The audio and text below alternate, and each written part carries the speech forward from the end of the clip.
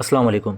ये video Indonesia की एक मस्जिद की है जहाँ लोग मस्जिद में नमाज अदा करने आ रहे हैं, मगर गौर करने वाली बात तो ये है कि ये अपने महंगे मोबाइल फ़ोन्स को बाहर ही छोड़ते जा रहे हैं ताकि इबादत में कोई खलल पैदा ना हो। सोचने वाली बात यह है कि ये कितने बेफ़िक्र लोग हैं और कितना अजीम माशरा है। खैर, हम शायद इनके जितने अजीम तो ना बन सके कि मोबाइल को छोड़ने की हिम्मत कर सकें, हाँ, मगर इतने बुरे भी नहीं हैं कि जितना चप्पल और लोटे चोरी होने जैसे बेहुदा मजाक हमारी मस्जिदों से जोड़े जाते हैं।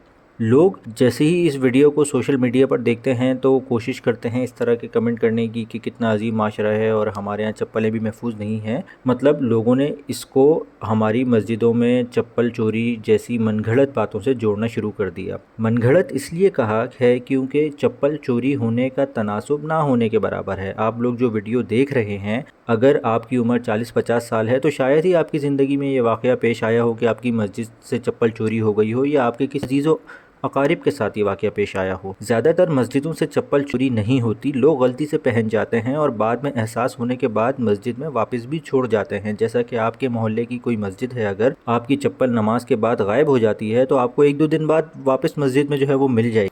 मगर चोरी होने वाली बात बिल्कुल बेकार है। हम ये नहीं कह रहे कि चोरी नहीं होती, मगर ना होने के बराबर है। हाँ, अलबत्ता इसको मजाक बनाकर हमारे दीन और हमारे मुल्क को बदनाम करने की पूरी कोशिश की जाती है।